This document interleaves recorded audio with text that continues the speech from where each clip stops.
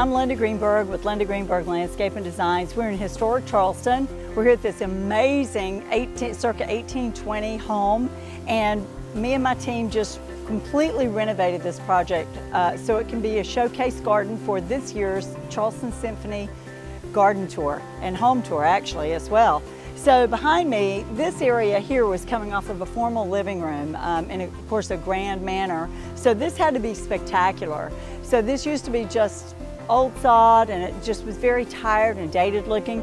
So we decided to put in a travertine to make this like a cool stone to come out and sit and just relax and just enjoy the evening.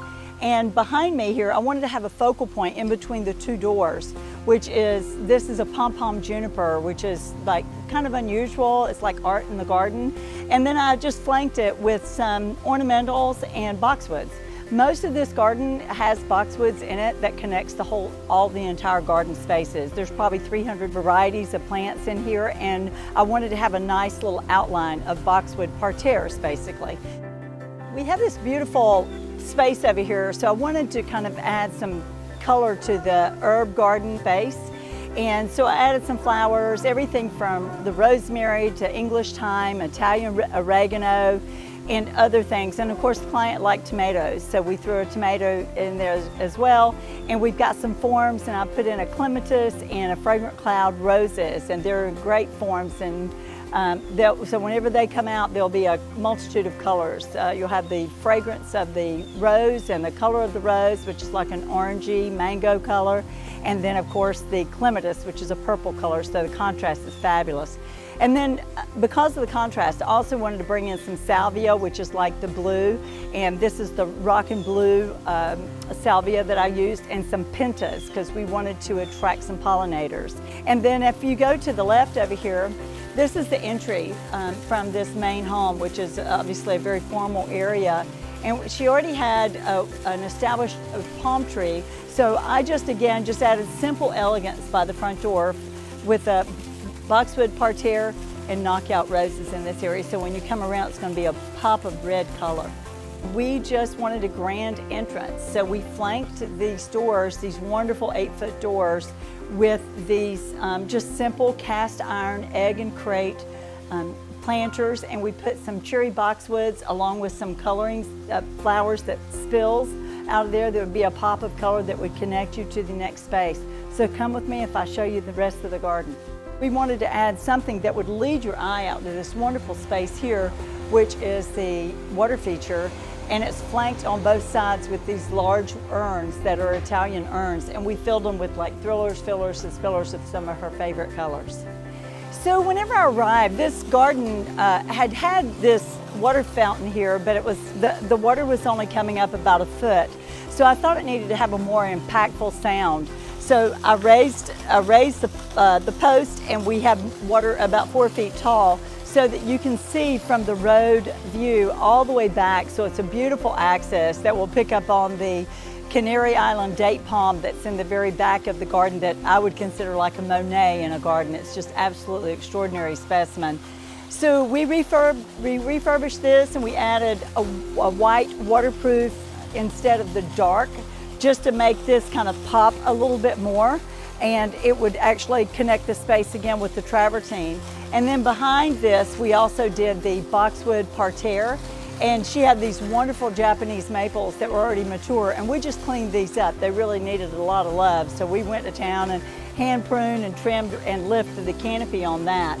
And then behind here we have camellia shishis, which is like a beautiful pink color. And then in front of that is the Encore Azalea Ivory, which is a nice ivory. So about 7 or 8 months a year, she'll have color over here, and these are beautiful evergreens. So it'll always look, at least have the form and the texture in the garden. And then the next would be, of course, color and fragrance. And in this situation, it would be color. So obviously we wanted to take away from being able to see the cars, so we added a yew hedge back there that will eventually match her existing. It saves her money and time, but the connectivity is incredible. She had a lot of mature plants anyway, and she had this wonderful ligustrum hedge here, so we treed those up. They look terrible. So we treed those up, fertilized them, pruned them, and lifted the canopies, and it looks like an extraordinarily different space than it did when we began. And then on this side is another entrance into her rear courtyard. She has a kitchen house back there. So we wanted to keep this really simple. It's a more simple garden. We'll show you some of that as well. But the ironworks, please pay attention to some of the ironworks on the gates. These are just great accents that were on the home, and that really makes the Charleston garden more like Charleston. So now we're more into the intimate part of the way the client lives. And so every day when she comes home, she typically comes through this beautiful double gate. And so originally she had a very small pathway, and she always has luggage, she says. So we widened this brick pathway, again anchoring the entire garden with brick, good Charleston, old Charleston brick. And we anchored all of the beds again with the boxwoods, and on this particular entrance, it just looks so grand to come home. It's very clean, and as soon as you come through this gate, it's welcoming you into her home, and then you can see your entire garden from this perspective. She's got these fun-loving chickens that she loves. This is her art.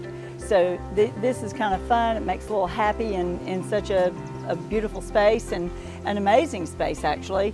And lots of color here. And then to the left, of course, is just a privacy hedge from seeing the cars, and any traffic would obviously come down this long driveway, which we also beautified the driveway as well. After seeing that amazing garden, that garden welcomes you into this smaller, intimate, wonderful garden to just enjoy, relax, and take it easy.